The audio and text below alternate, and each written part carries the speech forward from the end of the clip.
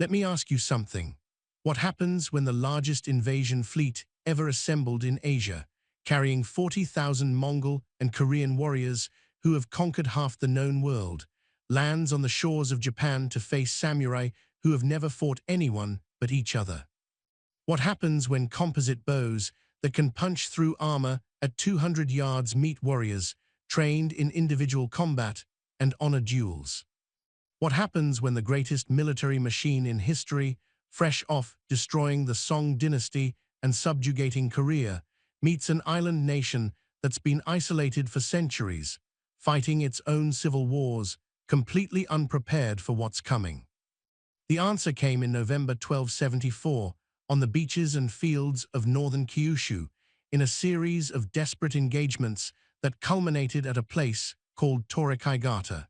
This isn't a story about noble samurai defeating barbarian hordes through superior virtue. This is about Japanese warriors learning in real time that everything they knew about warfare was obsolete, adapting under fire, using terrain and desperation to survive against an enemy that should have crushed them in the first engagement. No romanticism, no Hollywood samurai mystique. Just the reality of what happened when two completely different military cultures collided, with the fate of Japan hanging in the balance.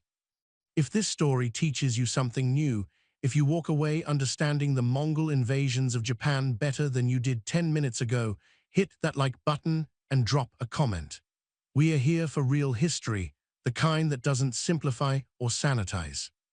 Now let's go back to 1274, to an island nation that's about to face the most terrifying military force on the planet. The Mongol Empire in 1274 was the largest contiguous land empire in human history. Genghis Khan had died in 1227, but his descendants had continued his conquests. The empire stretched from Korea to Hungary, from Siberia to the borders of India. Millions of people lived under Mongol rule. The Mongols had conquered the Jin dynasty in northern China, the Khwarezmian Empire in Central Asia, the Kievan Rus principalities, and most recently, the southern Song dynasty in China. They were unstoppable. Their military system was the most advanced in the world. Mongol armies moved faster, communicated better, and adapted more quickly than any opponent they faced. They used composite bows that could kill at 300 yards, cavalry tactics that could encircle and destroy forces twice their size, and psychological warfare that terrified enemies into surrender before battles even began. By 1274, the Mongol Empire was ruled by Kublai Khan, grandson of Genghis, who'd recently proclaimed himself Emperor of China and established the Yuan dynasty. Kublai controlled China, Mongolia, Korea, and was looking for new conquests. His eyes turned east, toward the Japanese archipelago. Japan in 1274 was a different world entirely. The country had been in a state of civil war for decades. The emperor in Kyoto was a figurehead with religious authority but no political power. Real control was held by the Kamakura shogunate, a military government established in 1185 after the Genpei War. The shogun, technically the military commander serving the emperor, was actually the ruler. The reigning shogun was a child. Real power was held by the shikken, the regent, a man named Hojo Tokumune. Tokumune was only 23 years old in 1274, but he'd been regent since he was 18. He was smart, capable, and about to face the greatest crisis in Japanese history. Japanese warfare in 1274 was ritualized, personal, and completely unsuited for what was coming. Samurai combat was based on individual honor. When two armies met, champions would ride out, announce their lineage and accomplishments, challenge worthy opponents to single combat, and fight duels while the armies watched. Battles were decided by a series of these individual combats, not by coordinated mass tactics. Samurai were expert horsemen and archers, but they fought for personal glory and family honor, not as units executing coordinated maneuvers. Their armor was elaborate, designed to look impressive and identify the wearer's status. Their primary weapons were the bow and the tachi, a long curved sword. They prided themselves on martial skills, courage, and adherence to a code of honor that would later be codified as Bushido. This system worked perfectly well for Japanese civil wars, where both sides understood and followed the same rules. Against the Mongols, it was suicidal. The Mongols didn't care about honor duels. They didn't care about individual challenges. They fought as units, using coordinated tactics, flanking maneuvers, and overwhelming firepower. They used weapons the Japanese had never seen, including explosive bombs. They were going to teach the samurai a brutal lesson in modern warfare. Let's talk about how this war started. Kublai Khan sent his first embassy to Japan in 1268, demanding submission. The message was clear: acknowledge Mongol supremacy, send tribute, or face invasion. The Japanese court debated for months. Some argued for accommodation. The Mongols were invincible, everyone knew that. Resistance was suicide. Others, including Hojo Tokimune, argued for defiance. Japan had never been conquered by a foreign power. Submitting to barbarian demands was unthinkable. The Japanese sent no reply. Kublai sent another embassy in 1271. Again, no reply. He sent a third in 1272, threatening war if Japan didn't submit. The Japanese executed the Mongol envoys. This was Tokimune's decision. Execute the ambassadors, make it clear that Japan would rather fight than submit, and prepare for war. It was a bold move from a 20-year-old regent, and it sealed Japan's fate. War was coming. Kublai Khan ordered the invasion in 1274. He assembled a fleet in Korea, which the Mongols had conquered a few years earlier. The invasion force would consist of Mongol cavalry, Mongol and Chinese infantry, and Korean sailors. The fleet was built by Korean shipwrights, using Korean timber, conscripting Korean labor.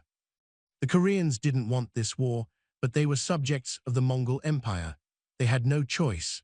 The invasion fleet numbered around 900 ships, carrying approximately 40,000 men.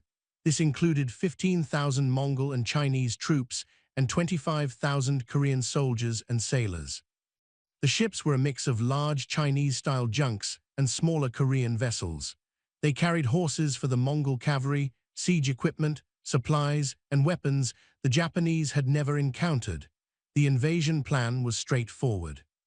Cross the Korean Strait, land on the northern coast of Kyushu, the southernmost of Japan's main islands, establish a beachhead, overwhelm local resistance, and march inland. The Mongols expected minimal resistance. Japan was divided by civil war. The samurai, for all their reputation, had never faced a professional army. This should be easy. On November 2nd, 1274, the Mongol fleet departed Korea and sailed for Japan.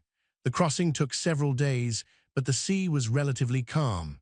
On November 19th, the fleet approached Tsushima Island, a small island halfway between Korea and Kyushu.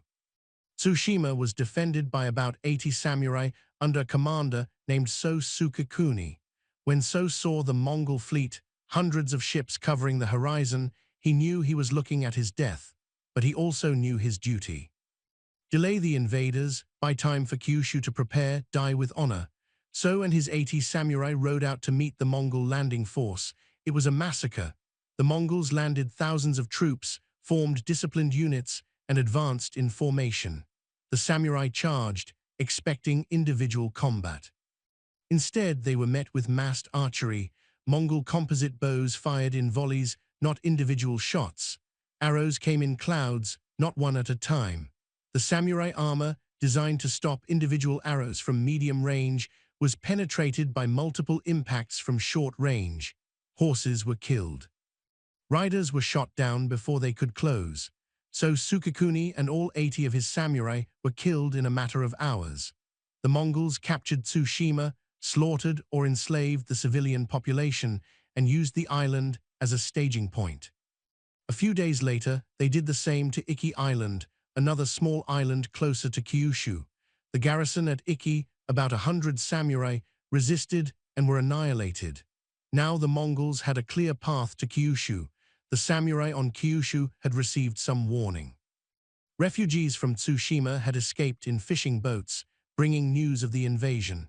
The shogunate in Kamakura had been preparing defenses for months, but Kyushu was large, and nobody knew exactly where the Mongols would land. The defense was organized around local samurai families who controlled territories across the island. These families had their own retainers, their own armies, and their own rivalries. Coordinating them was difficult.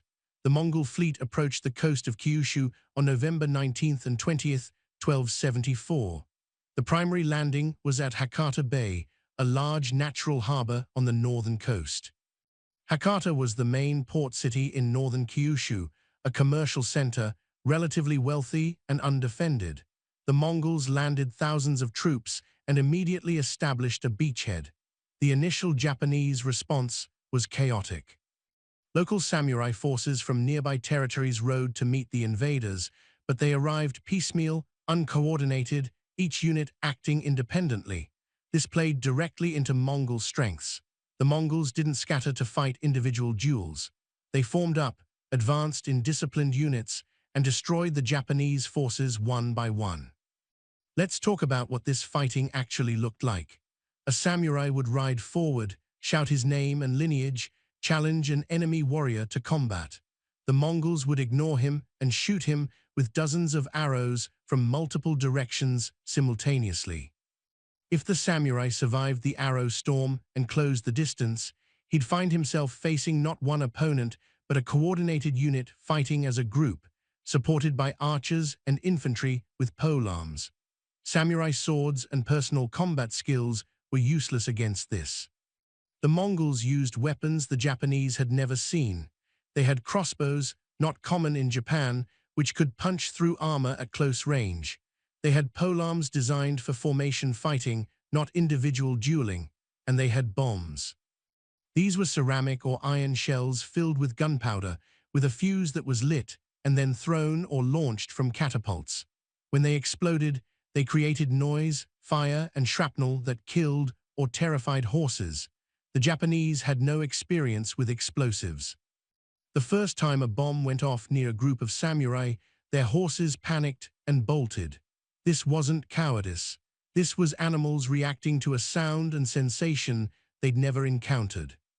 The Mongols exploited this ruthlessly, using bombs to break up samurai charges before they could reach the Mongol lines. The initial engagements around Hakata were disasters for the Japanese. Samurai forces charged, were shot apart by massed archery, disrupted by bombs, and then overwhelmed by disciplined Mongol units. Casualties were heavy, bodies piled up on the beaches and roads leading inland from Hakata. Some samurai retreated in panic, others fought to the death, refusing to dishonor themselves by fleeing, and were killed to the last man for no strategic gain. By the afternoon of November 20th, the Mongols controlled Hakata and the surrounding area. They'd pushed several miles inland, destroying every Japanese force they encountered. The invasion was succeeding exactly as planned. Kyushu should fall within days. Japan should be conquered within months. But something was starting to go wrong for the Mongols. The Japanese were learning. The samurai who survived the initial engagements brought back information. The Mongols fought in groups, not individually. They used massed archery, not single combat. Their armor was lighter than samurai armor, but their tactics made up for it. Charging them directly was suicide, so the Japanese started adapting. Instead of riding out to challenge enemies to honorable combat, they started using ambushes. Small groups of samurai would hide in forests or behind terrain, wait for Mongol units to pass, then attack from the sides or rear, and retreat before the Mongols could form up and respond. This was dishonorable by Japanese standards. Ambushes and hit-and-run attacks were the tactics of bandits, not warriors, but they worked. The Japanese also started using the terrain. Northern Kyushu is mountainous with narrow valleys and dense forests. The Mongols were plains warriors, accustomed to open steppe where their cavalry could maneuver freely.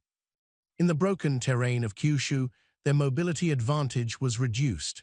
The Japanese, who'd been fighting in these mountains for generations, knew every path, every ambush point, every defensible position. They started using that knowledge. By the evening of November 20th, the Mongol advance had slowed. They controlled Hakata and a few miles of surrounding territory, but expanding further was meeting unexpected resistance. Japanese forces weren't meeting them in open battle anymore. They were harassing supply lines, ambushing patrols, attacking at night, and disappearing into the countryside.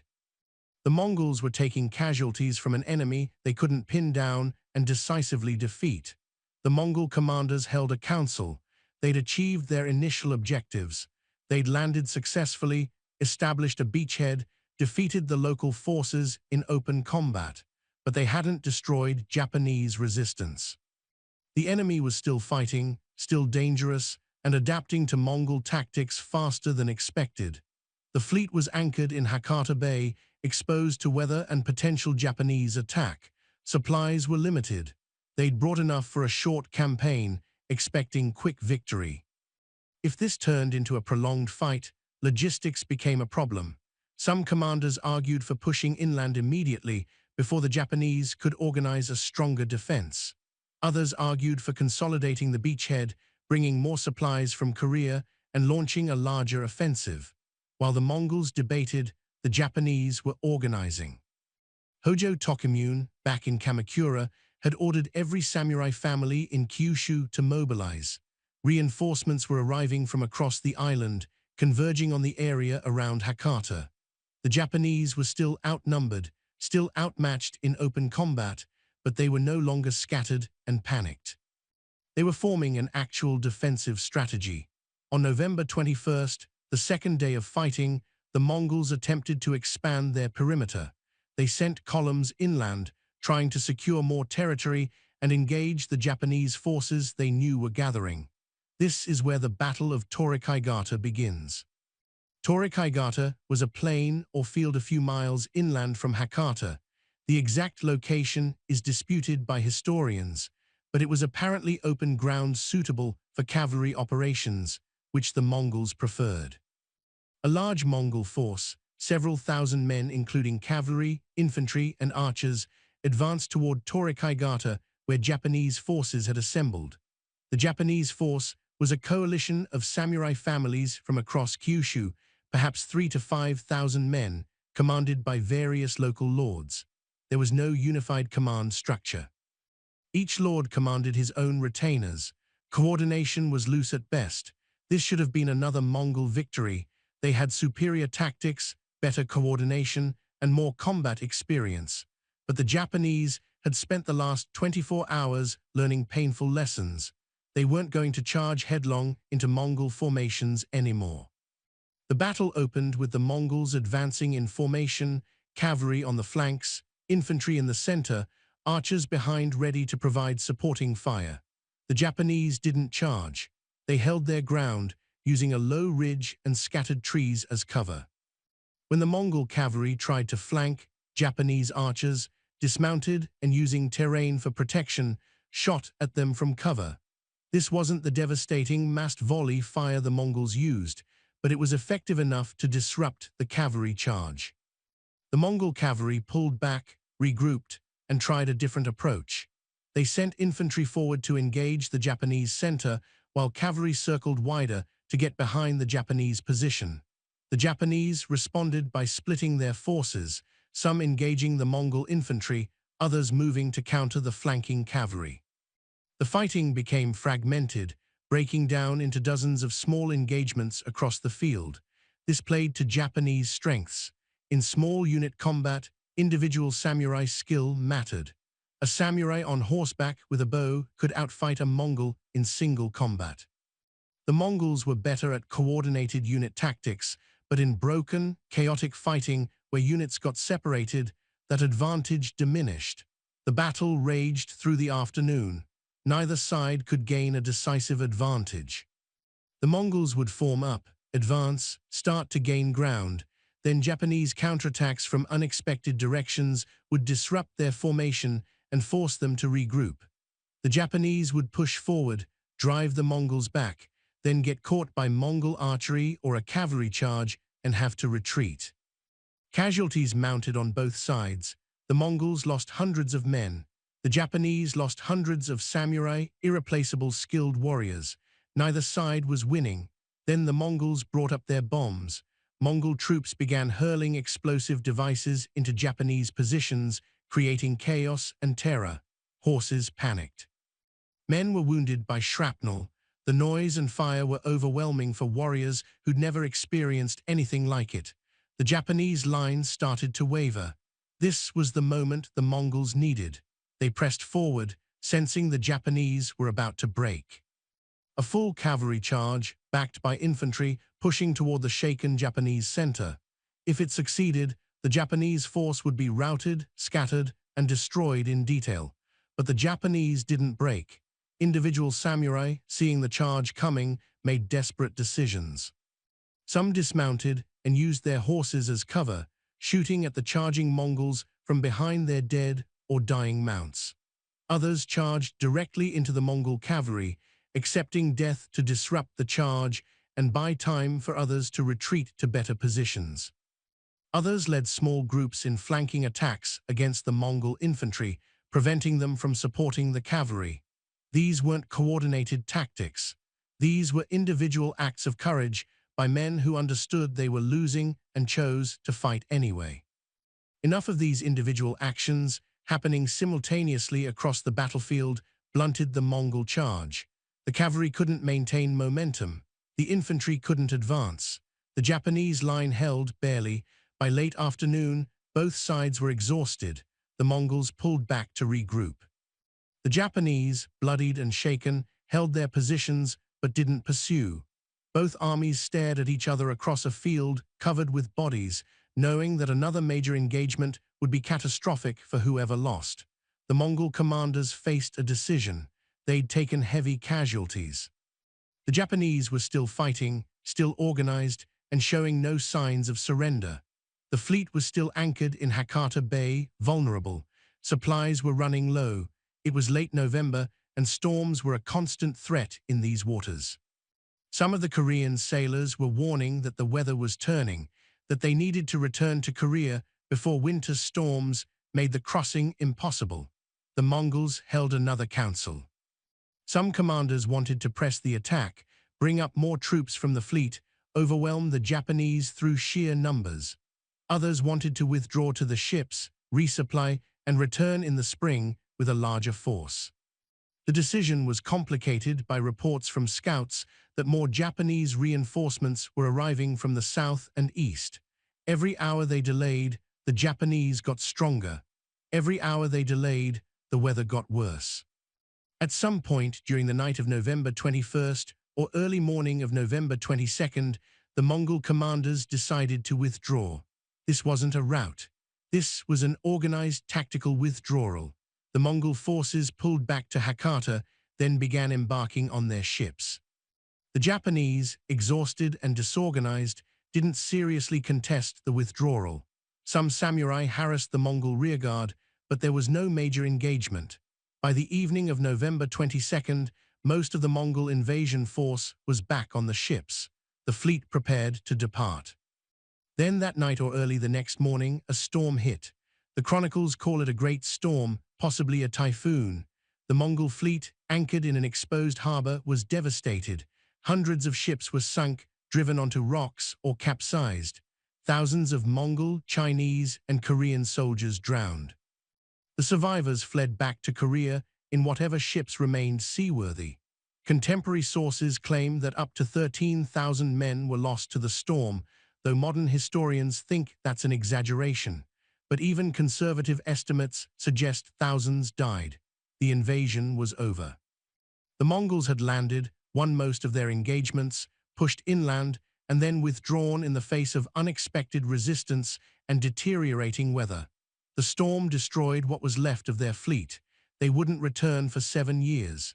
In Japan, the storm was credited to divine intervention. The kami, the Shinto gods, had sent the wind to protect Japan.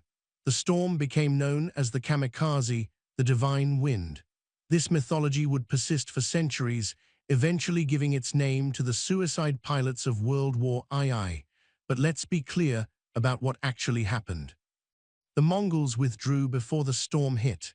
They withdrew because the campaign wasn't going as planned, because casualties were higher than expected, because supplies were low, and because the weather was turning. The storm destroyed the fleet after the decision to leave had already been made.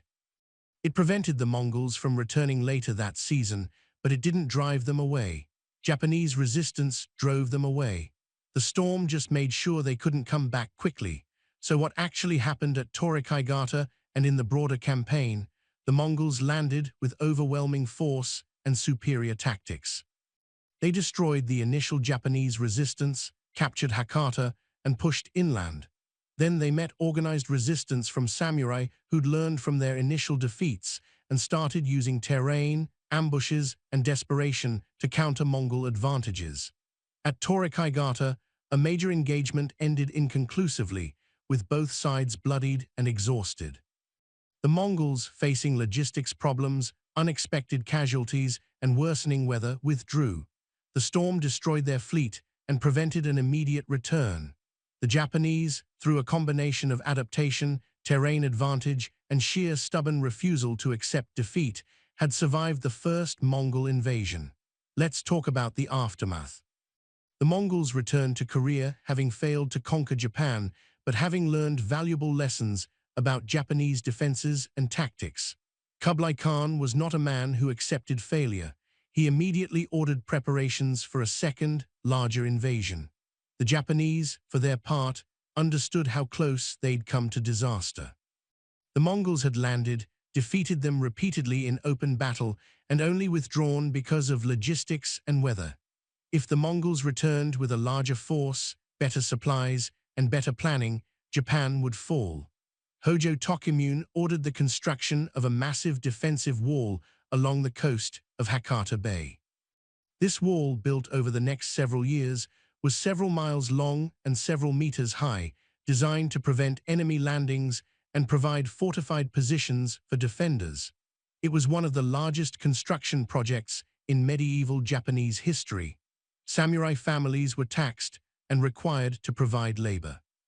The wall was completed by 1276. Tokimune also reformed military training and organization. Samurai were taught to fight in coordinated units, not just individual combat. They practiced against massed archery. They developed tactics specifically designed to counter Mongol cavalry and formations. The lessons of 1274 were institutionalized. In Korea and China, the Mongols prepared for a second invasion. They built a much larger fleet, assembled a much larger army, and planned a two-pronged assault from Korea and southern China simultaneously. This second invasion would land in 1281, 7 years after the first, with over 4,000 ships and somewhere between 70,000 and 140,000 men, depending on which source you trust. It was the largest amphibious invasion in history until the 20th century. And it would also fail, but that's a different story. The second invasion is famous because of the second divine wind, the typhoon that destroyed the Mongol fleet in 1281 and ended any chance of conquering Japan. But the first invasion, in 1274, is where the real story is. That's where the Japanese learned they could resist. That's where samurai warfare evolved from ritualized individual combat to coordinated defensive tactics. That's where the Mongols learned that Japan wouldn't be an easy conquest. Let me circle back to Torikai-Gata specifically. What happened there that made it significant? It was the largest engagement of the 1274 invasion, the moment when a major Mongol force met organized Japanese resistance and failed to achieve a decisive victory. It wasn't a Japanese victory in the traditional sense. The Japanese didn't drive the Mongols from the field. They didn't capture Mongol commanders or break the invasion force, but they survived. They held their ground, took terrible casualties, and remained an organized fighting force. For the Mongols, who were accustomed to sweeping victories, who expected to scatter the samurai in the first major battle, this was a shock. They won tactically, controlled the battlefield at the end of the day, but hadn't achieved their operational objectives. The Japanese were still fighting. The invasion was stalling. Torikai-Gata was the moment the Mongol invasion lost its momentum. After that battle, the Mongols were on the defensive psychologically. They were worried about supplies, worried about weather, worried about the increasing numbers of Japanese forces arriving from the south. The decision to withdraw followed directly from the realization that this wasn't going to be quick or easy.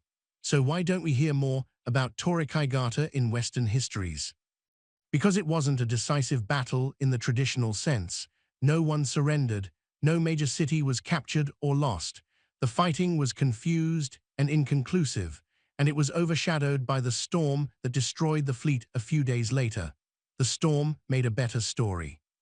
Divine intervention, the gods protecting Japan, the mystical divine wind. That's the narrative that stuck. But the reality is more interesting. The reality is that Japanese warriors, facing the most advanced military force in the world, learned in real time how to fight a new kind of war. They abandoned their traditional honor code when it became a death sentence. They used terrain, ambushes, and desperation instead of glorious charges. They suffered terrible casualties but maintained cohesion. And they forced the Mongols to choose between escalating commitment to a difficult campaign or withdrawing to fight another day. The Mongols chose withdrawal. That was the victory, such as it was. Now let's talk about the individual experiences. The Japanese chronicles from this period, written by samurai families, are full of personal accounts of the 1274 invasion. These accounts are propaganda, designed to emphasize the courage and loyalty of particular families, but they also contain real details about what the fighting was like. One samurai, Takezaki Tsunaga, actually commissioned a painted scroll depicting his experiences fighting the Mongols.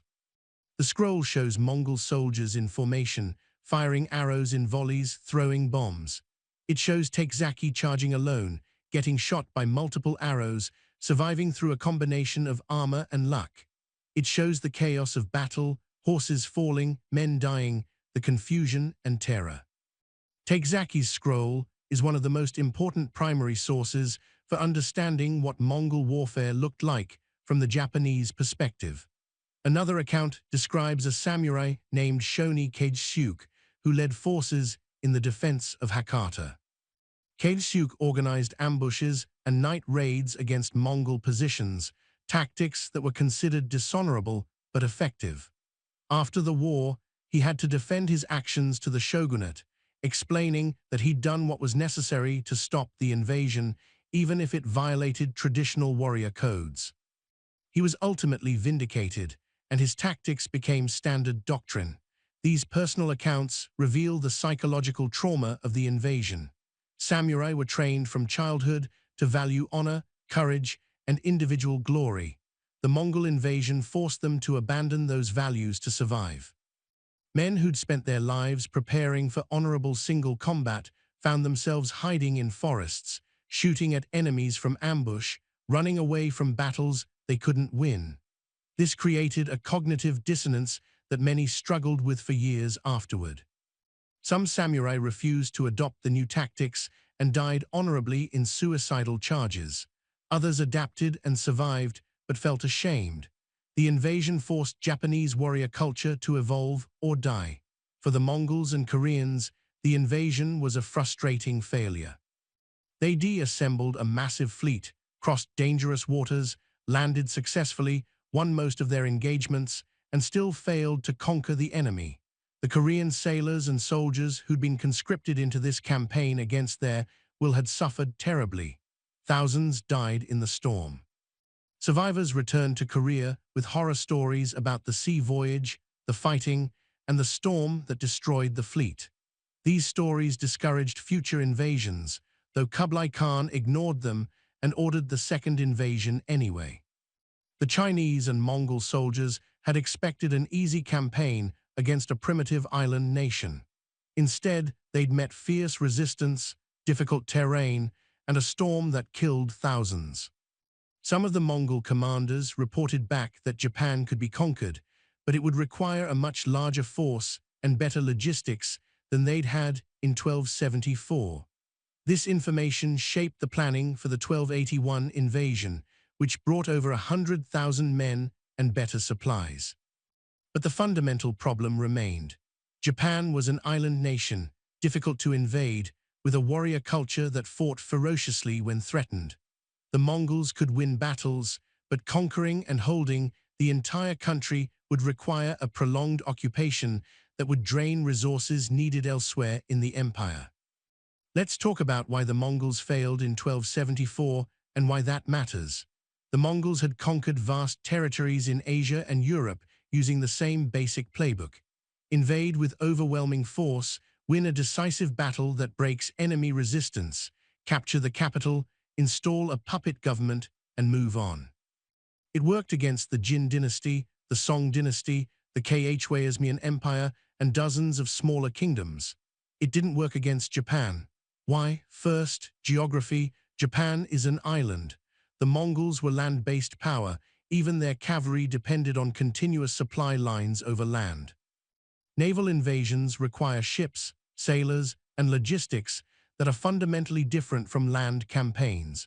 The Mongols had to rely on Korean and Chinese shipwrights and sailors who didn't have experience with large-scale amphibious operations. The fleet in 1274 was adequate for the crossing but not built for long-term operations or bad weather. Second, Japanese resistance. The samurai were outmatched in the first engagements, but they didn't collapse. They retreated, learned, adapted, and came back. This resilience, this refusal to accept defeat even after catastrophic losses, meant the Mongols couldn't win a quick, decisive victory. And without a quick victory, the invasion became a war of attrition the Mongols weren't prepared for. Third, terrain. Kyushu is mountainous, forested, with limited open ground suitable for Mongol cavalry tactics. The Mongols couldn't use their mobility advantage effectively. Japanese forces could retreat into mountains, launch ambushes, and avoid decisive battles. The terrain favored the defender. Fourth, weather. The Mongol invasion happened in late November, near the end of the campaign season. Winter storms in the Korean Strait are notoriously dangerous. The Mongol commanders knew this, which limited their operational window. They needed to win quickly before weather made staying impossible. When they didn't win quickly, weather forced the decision to withdraw. Fifth, logistics. The Mongol force in 1274 brought limited supplies, expecting to resupply from captured Japanese territory. When Japanese resistance prevented them from securing enough territory to forage or establish supply bases, they ran into shortages. There's evidence that by the second day of fighting, some Mongol units were already rationing food. Sixth, strategic overstretch. The Mongol Empire in 1274 was fighting wars on multiple fronts. Campaigns in southern China against the Song dynasty, conflicts in Central Asia, border skirmishes in Eastern Europe. The Japanese invasion was important but not critical. If it required too many resources or took too long, Kublai Khan would have to divert forces to more pressing theaters. This limited how much the Mongols could commit to Japan. All these factors combined to create a situation where the Mongols could land, could win battles, but couldn't achieve their strategic objective of conquering Japan. The invasion stalled, and when it stalled, it failed. Now let's talk about the long-term significance. The Mongol invasions of 1274 and 1281 are foundational events in Japanese history. They created a national identity based on resisting foreign invasion. The myth of the divine wind, the idea that Japan was protected by the gods, became central to Japanese self-conception for centuries. During World War II, this myth was weaponized to justify suicide attacks, with pilots literally named kamikaze after the divine wind that saved Japan in 1281. But the real legacy of 1274 is more subtle. It forced Japanese military culture to modernize. The samurai class, which had been focused on individual honor and ritualized combat, learned to fight as coordinated units using tactics designed to win rather than to look glorious. This evolution made Japanese armies more effective in later conflicts. The defensive wall, built after 1274, became a model for coastal fortifications throughout Japan. The idea of building permanent defenses against invasion, rather than relying on meeting enemies in open battle, changed Japanese strategic thinking. The experience of facing a technologically superior enemy who fought in unfamiliar ways prepared Japan, psychologically at least, for later encounters with foreign powers. When Europeans arrived in the 16th century with guns and different military doctrines, the Japanese were able to adapt more quickly than many other cultures because they'd already been through this once. For the Mongol Empire, the failed Japanese invasions were a minor setback in the grand scheme. The Mongols continued to dominate Asia for another century, but Japan remained unconquered, one of the few major territories in Asia that the Mongols never controlled. This fact, this one failure, loomed large in Mongol consciousness.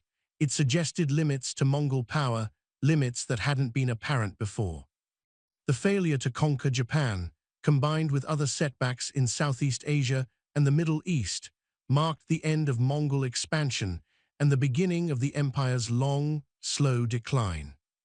For military historians, the 1274 invasion is fascinating because it shows what happens when two radically different military systems collide.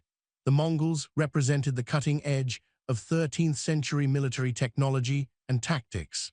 The Japanese represented a feudal warrior culture based on individual honor. The clash should have been one-sided. It wasn't, because the Japanese adapted faster than the Mongols expected and because terrain and logistics favored the defender. The Battle of Torikai-Gata specifically demonstrates the limits of tactical superiority. The Mongols were better tacticians, better organized, better equipped. They should have won decisively. But in broken terrain, against a desperate enemy willing to die rather than surrender, fighting on their home ground, the Mongol advantages were reduced. Not eliminated, the Mongols still won most engagements, but reduced enough that they couldn't achieve their operational objectives. This is a lesson that echoes through military history. Superior forces can be stymied by inferior forces defending favorable terrain with determination. It happened to the Mongols in Japan. It happened to the Americans in Vietnam. It happened to the Soviets in Afghanistan. The specific circumstances differ, but the pattern is consistent. Tactical superiority doesn't guarantee strategic victory. Let me address the mythology around this battle. There's a popular narrative, especially in Japanese nationalist histories, that frames the Mongol invasions as a clash between Japanese spirit and foreign barbarism.